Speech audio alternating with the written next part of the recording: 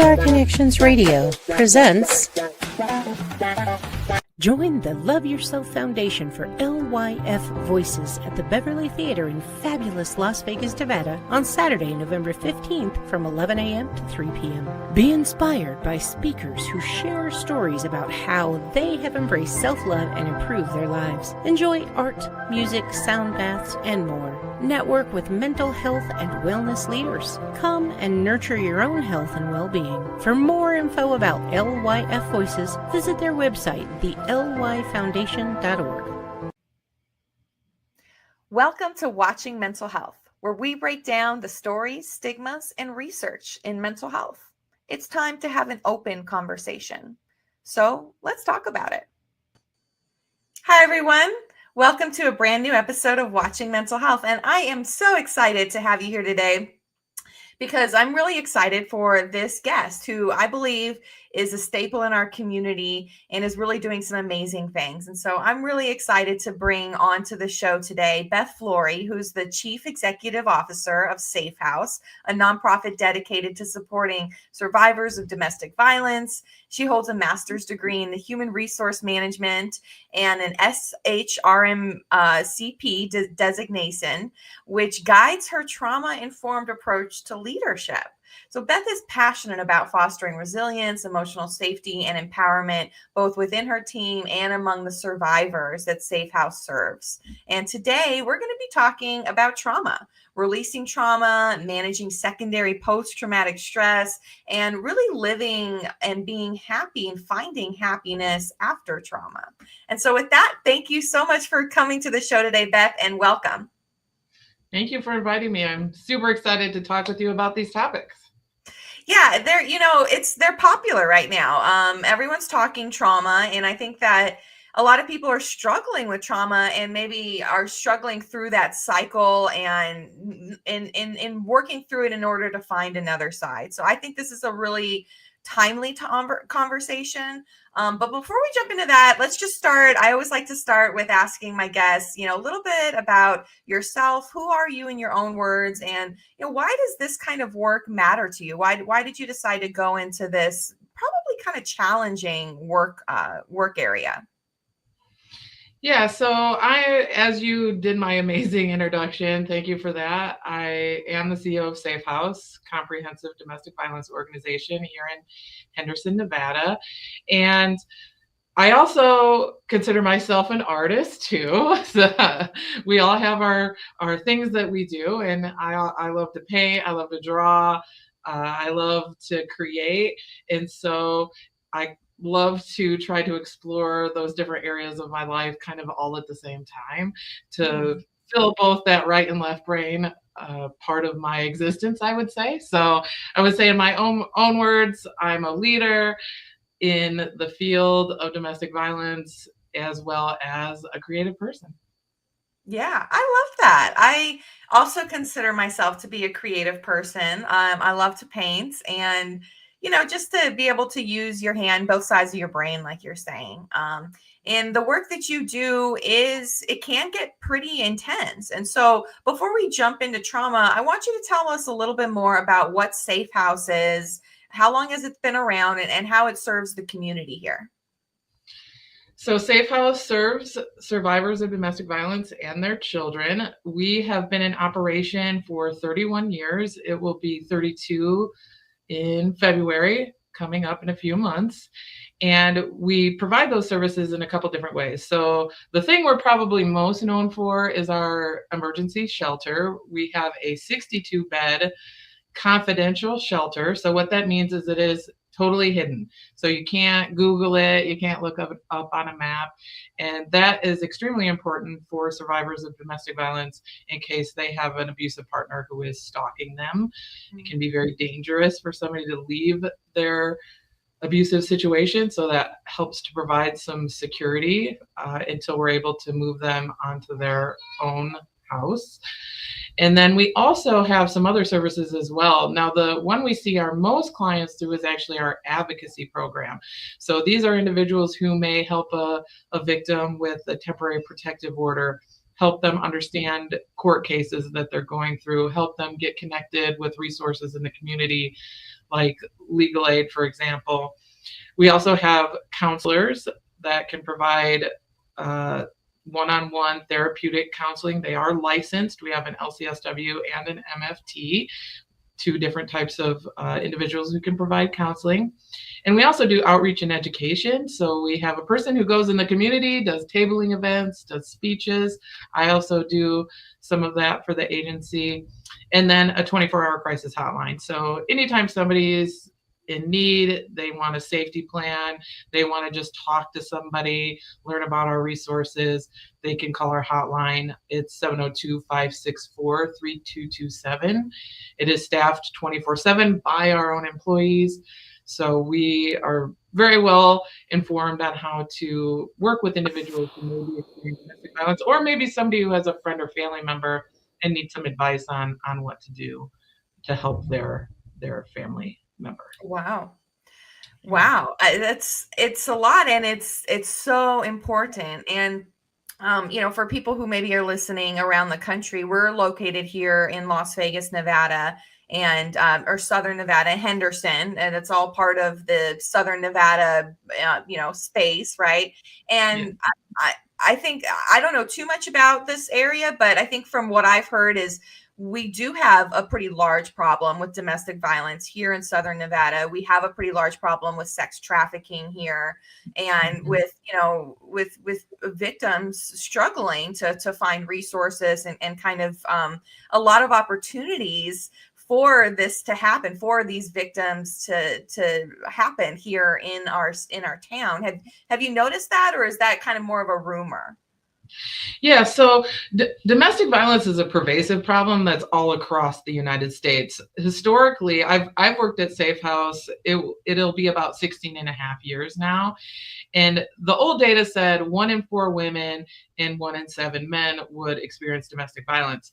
I just read a data point just in the last month or two that said 1 in 2 women. So half of women will experience domestic violence in their lifetime, and then 2 in 5 men. So that is generally across, the whole United States. Now, unfortunately, here in Nevada, we as a state rank in the top 5 for domestic violence related homicides since I've worked here.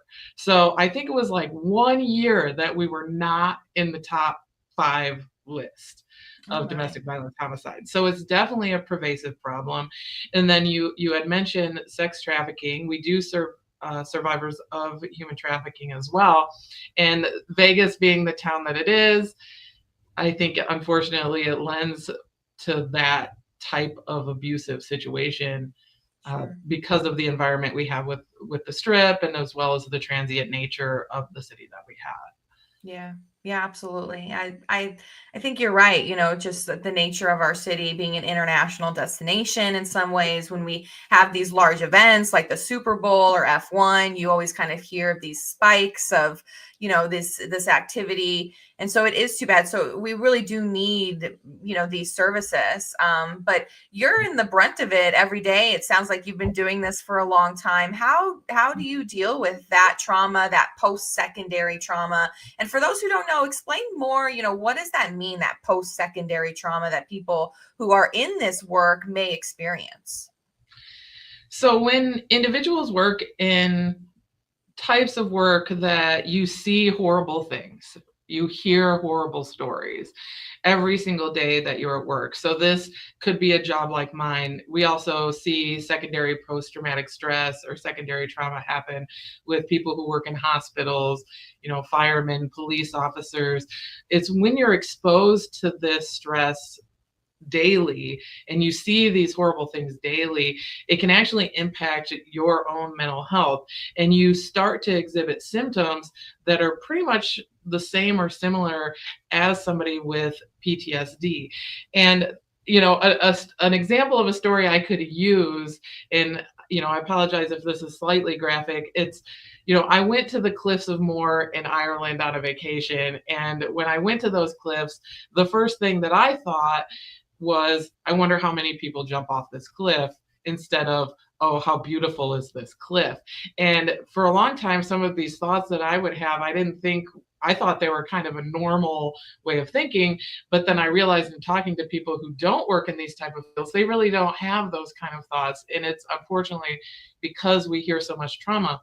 And then the other part of that is so many employees who come to work in this field in particular have a history of trauma themselves. It's what draws them to the field. So we have several individuals who work at Safe House who are actually former clients of ours from years and years ago, as well as individuals who maybe went through a domestic violence situation when they were younger. Maybe they grew up in a household, whatever reason, that is what drew them to the field in the first place, which then makes them even more susceptible to this type of secondary post-traumatic stress.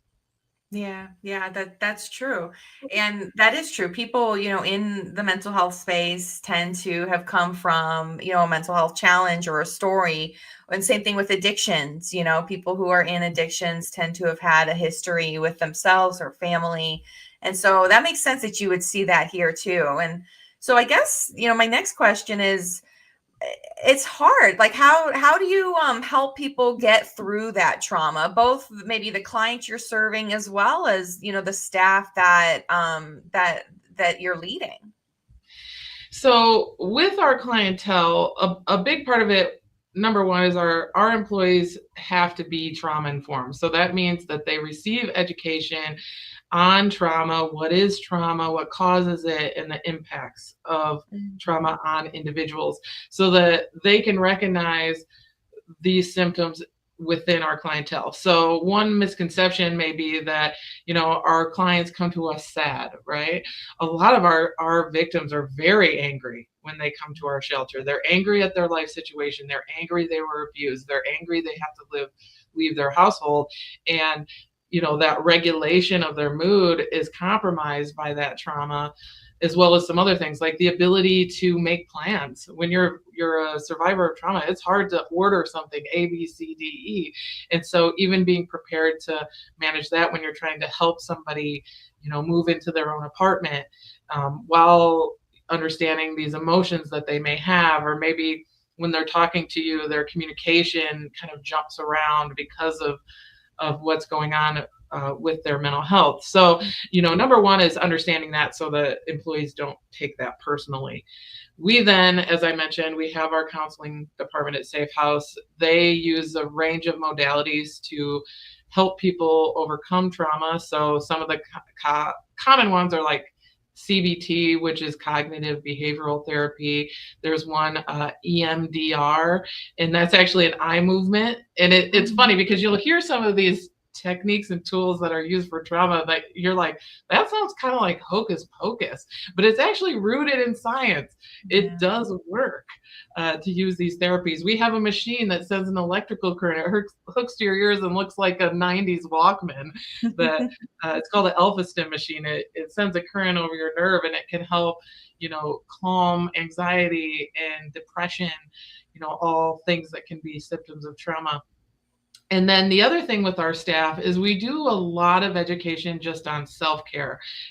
Boundaries is super important in this field because you can, especially if you're a survivor yourself, you have a victim that you're working with and you see all the struggles that they have, it can be easy to, overcome your own boundaries, which then would burn you out. So, making sure that the staff are educated well on how to establish boundaries, what are healthy coping mechanisms that can help you cope with your work, and just different techniques that can help you be positive. And conversations that I just had recently with, we are hiring for an individual. I was discussing that we as employees here, I am highly against people working overtime.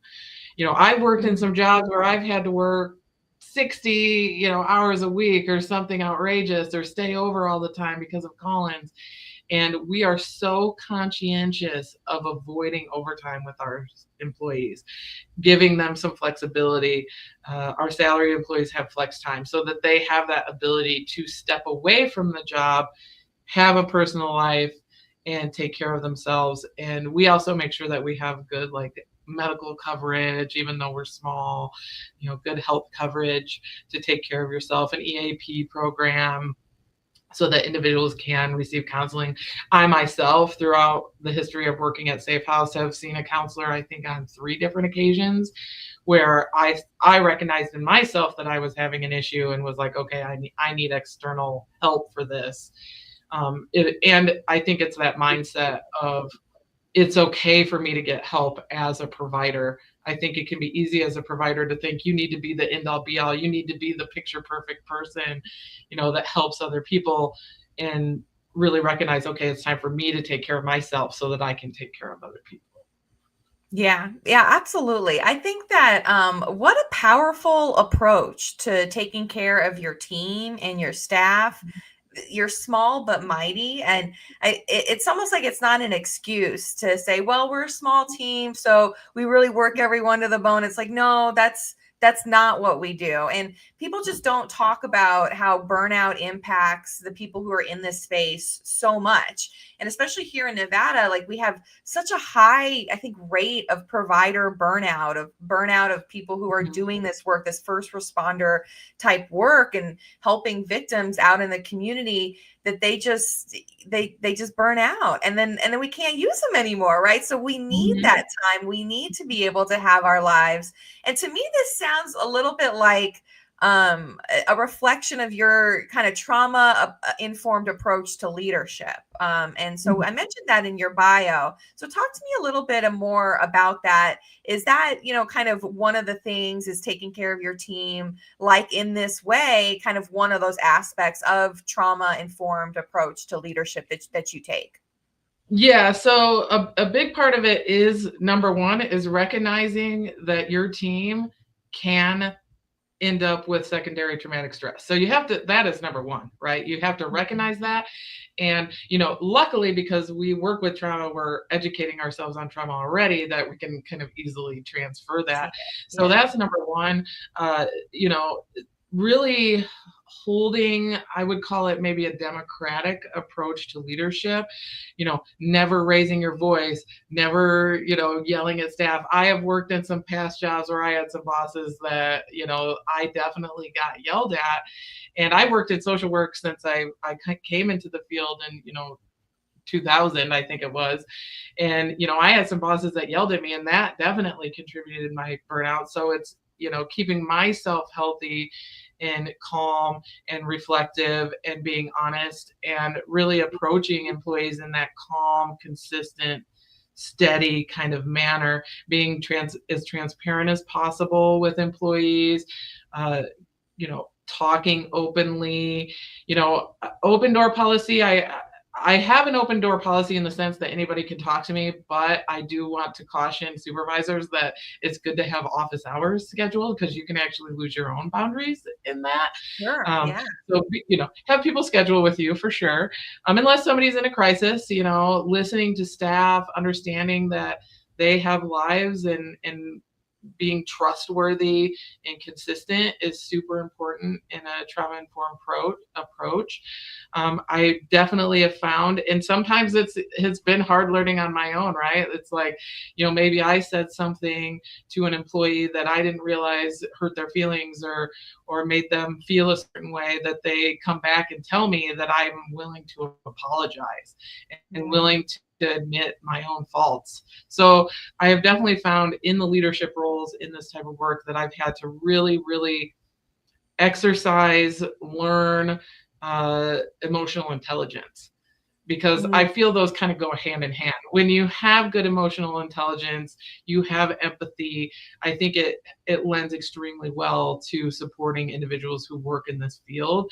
And that takes work to develop, just like anything else, right? It's a muscle. You gotta work it out. So, taking your own classes, your own skills to really try to understand that type of approach with staff. Yeah, absolutely. That word, emotional intelligence, or that term, it's so important. And all of us to learn to reflect, and to pause before we react is so key, especially in this space. So yeah, it really matters, and self-care really matters. And so tell me a little bit more about, what are some of your favorite self-care techniques or self-care things that your staff does even? What are, for someone who's maybe out there who's listening, who knows that they're on this way to burnout, what are some ways that we should step back and we can practice some self-care? So one of my favorite things to suggest, I might be a little bit obsessed with this, is gratitude journaling. And this may seem like the most simplest thing, right? When we work with so much negativity surrounding us, it's really important to get ourselves in a mindset of gratitude. And it is actually research. I first kind of heard about gratitude journaling. I took a class, I believe it was put on by Yale. You can go on Coursera and take this course. I think it's called like the Science of Happiness or the Science of Well-being. Yeah. Okay. Maybe yeah, we can find the link later for you. But on there, it actually talks about gratitude journaling, and there is a scientific backing to improving your well-being. And I started doing this probably about 2.5 years ago consistently. And I was really, in a down and out kind of place. And I was like, all right, we're going to try this. And I would write in the beginning, I made sure I wrote 3 things I was grateful for. And sometimes it was the most basic thing. Like, right. I got up this morning. Right. Like, right. I love my dog, like whatever the most simplest thing. And I found that in doing that, after doing that for several days, it was like I started looking for the things that I would write about later. It's like in my daily life, I'd think, oh, I could write about this in my gratitude journal later. And so I started recognizing all the positive things that were going on in my life. And then I would say it has often got to the extent of actually manufacturing it. So then I'm like, you know what, I'm going to do this thing, and then I'm going to be able to put this in my gratitude journal. And so now what was literally 3 sentences, sometimes those sentences were a couple words long. Now there are days I write pages in there, just being thankful of people, grateful to have a job, to be alive, and then getting really detailed in different things that people have done for me. And it really changed my thinking that now I live so much more in an attitude of gratitude, I would call it. And I fall back on that. And so that was probably my number one. I cannot preach gratitude journaling enough for people. I think it's the simplest thing. You got to put it somewhere where you are committed to do it every day. Maybe it's, a little journal on your end table that you wake up every morning on your bedside table and write in it, or at night. It's really good to kind of create that pattern so that you're consistently doing it every single day, and where it's easy, right? Something you can grab, it's right there. You don't have to dig in a drawer to try to find it. Like, it needs to be very accessible. So that would be, I would say, absolutely number one for me. And then from there, I would say having a good circle of friends outside of your job that is not related to your job. I have many friends in my work, but a lot of my close friends are not in the field that I'm in, so that I'm able to, go and do fun things with friends and get my mind off of work. I'm also very careful to take my vacations and take my off time so that I have those breaks away. And then on another kind of daily thing that I do is I walk daily. It is pretty regular that I get up to 10,000 steps a day. I'm very lucky. I live in Boulder City, which is a nice, fun little town, and I live really close to downtown. So I'm constantly walking my dog, and walking has such a beneficial impact in so many different ways. It helps your endorphins. There's also a lot of research around trauma and exercise. Using both sides of your body can help overcome traumatic experiences. So riding a bike, walking, exercises, dancing, yoga. I also do yoga.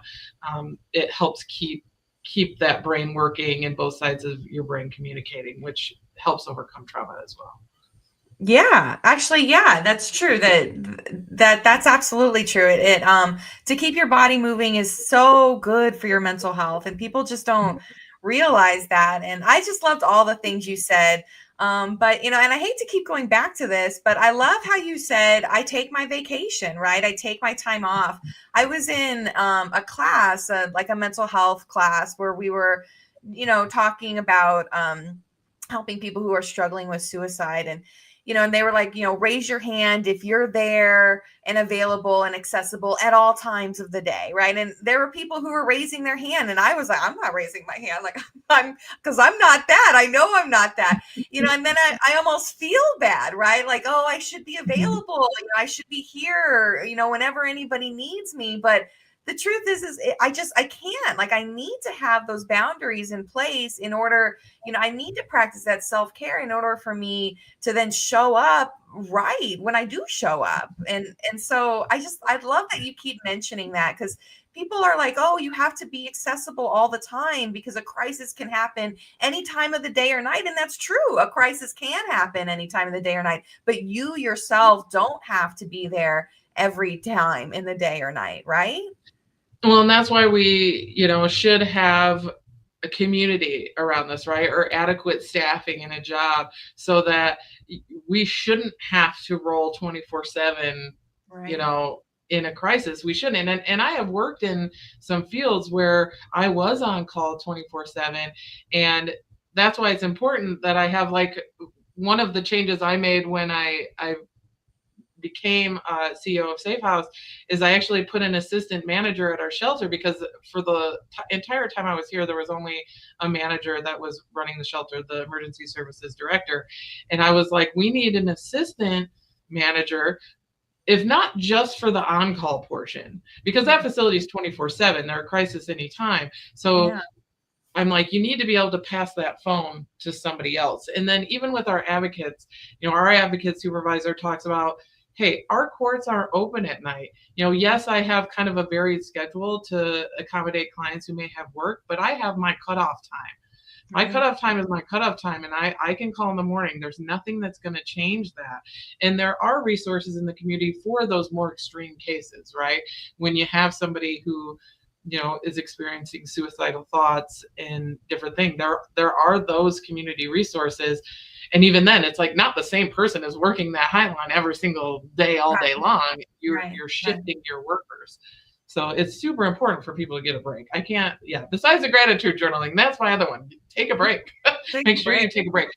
And we have an amazing off time package at Safe House. We are a nonprofit, so maybe our wages can't be as high as some other places, but man, our paid time off, we make sure that we have accessible paid time off. We far exceed like any casino in Vegas with paid time Yeah. off. Yeah, no, that's really great. And it's so important, to be able to take that time and to put in those boundaries. And that is what, when you don't, I feel like that is what helps increase these, PTSD responses that we get both on a secondary level, but then also, our the people who are struggling will continue to struggle, because we live in such a society where it's like, I'm not, if I'm not doing something, I'm not successful, right? Like, it's a Mhm. constant push, push, push. We have to go, go, go, especially here in Vegas, right? Things can be fast, right? But sometimes you need Yeah. to slow down. And it feels like, when you're dealing with trauma, sometimes like that is the approach, right? Is to slow down. hmm Yeah, and I think so, and to do things that you love and that excite your brain in some other way. There's that saying, "Don't put all your eggs in one basket." Have some other eggs. Have a hobby that you're interested in. Basically, anything that can get your mind out of the space that you're in and that is healthy. The original thought is, people say with self-care, like, oh, I'm going to have a glass of wine and take a bath. That is a lovely thing to do, and I absolutely do it for sure. Have a Mhm. glass of wine and take a bath. But there could be a problem if your only way of coping mechanism is having the glass of wine, right? Then you're getting into something that's a little bit more unhealthy and is more of a short-term fix, an immediate fix, a band-aid, which is important. We need our band-aids, Yeah. but we have to focus on what is the long-term fix to make sure that we maintain our mental health while working with others. And that's when we get into things like gratitude journaling that we're doing every day, these habitual habits that can help keep us well, like exercise, walking, yoga, you know, Mhm. pickleball. I mean, Right. whatever it is, art, painting. Like we both are painters. Mhm. Painting is a huge coping mechanism for me because it's just something that gives my brain something else to do rather than Exactly. focus on these terrible stories that we get to hear all the time. Yeah, I know. And the stories can really live with you and the trauma can. And so this really segues nicely into my last question, which is, for someone who may be experiencing or maybe who experienced severe trauma and, who are struggling, and my question is this, is do you feel like it's possible to overcome that trauma? And I think I'll know your answer because you see it all the time, right? But for people who are stuck, do you feel like that's possible to work through that, to come out the other side and be a happier, fulfilled person? It absolutely is possible. I've had some traumatic experiences in the past that I've overcome. I think the key, and we see that also every day in our work. So while I may be talking about, we hear these horrible stories, the stories of resilience outweigh those horrible stories for us. I mentioned that we've had staff, we have a board member that's a former client, we have 4 board members that are actually survivors of abuse, and all of them came out of that situation in their own way. I think it's important to remember there's a light at the end of the tunnel, and then to also recognize when maybe we need some outside intervention. A lot of times it can be really difficult to reach out to somebody else for help, right? And you know as I mentioned earlier, there's a point in my time where I was like, okay, I think I need some professional help. I think I need a little bit more than the activities that I'm doing, and that's okay. And to not stigmatize that need for extra assistance, to maybe see a mental health therapist or a counselor, or in some people it may be culturally related, or maybe Reiki, or whatever it is that spiritually fulfills your cup. As in any profession, I think is really good to seek that out and to not feel embarrassed about that, and to know that absolutely there are so many people that thrive, that they have a traumatic experience, and that trauma actually propels them to amazing better things, like the employees that we have that work here, right? They've been propelled by their trauma to actually make a mark on this world, in Las Vegas, to improve the community. So it's definitely possible, and I see it every single day. I see it every day, and so it is definitely attainable. Yeah, absolutely. Absolutely. I think that when we're in the dark, it can be hard to see the light on the other side, and it can be hard to reach out for help. But reaching out for help is so, so important. And so you mentioned at the beginning that you have a 24/7 warm line, crisis line. So talk to me about that again. Tell us the number one more time so that way we have it. So the 24-hour hotline, it's 702-564-3227. You can call anytime, day or night. And the individuals on that line, we specialize in domestic violence. However, we do have resources that we can give out to people, so we do get a number of calls that are not domestic violence related, and that's amazing. We have our book that we can go through and say, okay, what are you facing? We can give you a referral, and know a lot of the resources that are in our community. And like I said before, to be a listening ear to decide how to move forward with your situation, however that may be, whether that's maybe getting into our emergency shelter if you're a victim, or maybe just safety planning on how to leave to go and move somewhere else, or whatever it may be, we're here to support. That's beautiful. And it's so, so important for our community. So I'm just so glad that I had you on today to talk more about Safe House, to talk more about trauma, to talk more about boundaries, self-care. These are all things that really matter, not only here locally on the ground, but everywhere. We are such a constant go society that to step back and to focus on us, and to focus on our self-care and our working through trauma is so, so important. So thank you for your time, Beth. This was such a great episode. How can people get in touch with you if they wanted to reach out to you or learn more about Safe House? So we have our website. It's safehousenv.org. So that's like Safe House Nevada. So safehousenv.org. You can look at all of our programs that we have, and different parts of our agency. You can always call that hotline number and they can transfer you to our extension. We do have another phone number that's to our office, which is 702-451-4203. So you can call that number and, want to get in touch with me that way, you can definitely do that. So okay, we also have our Instagram and Facebook. Those are all Safe House NV. So we're around. You can find us. Fabulous. And for anyone now, so I grew up donating clothes to the women's shelter here in Las Vegas. So if anybody wants to donate supplies or clothes, do you accept those? Is that something that you're looking for regularly? Yeah, so we have a wish list that's on the safehousenv.org website. So those are items that we need pretty much all the time. Examples might be like pajamas, shampoo, conditioner, hygiene products. Sure. Those are some pretty common. Diapers, especially large size. We have a lot of large babies. So those 5-6 diapers are always a need of ours. So we have our wish list online. Can definitely look at that. And those can be donated at our office. And then for any items that if somebody has some used clothing, we do have a partnership with a thrift store on Lake Mead and Boulder Highway. It's called The Giving Store. And our relationship is really unique with them because we do get a portion of their profits. However, our clients also get vouchers to be able to shop there if they need anything. So, we get a lot of individuals in our shelter who they have to basically leave everything at home. They come with nothing. We like to have the pajamas on hand to give them something right away so that they have something comfortable to sleep in. And then we help them get down to the Giving Store to pick out some new items if they don't have anything. So it's a really great relationship we have with the Giving Store. Yeah. And so I highly recommend that if anyone has any extra used clothing or furniture or housewares, that is a place that they could donate to. That's very reputable and very supportive of our programs.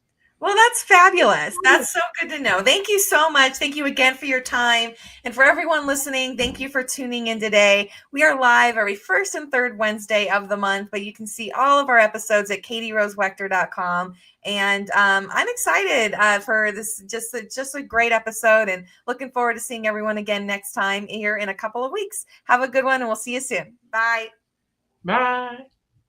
Hey, business owners, want to get your brand in front of thousands of locals in Vegas without blowing your budget on overpriced ads? Ready to boost your visibility?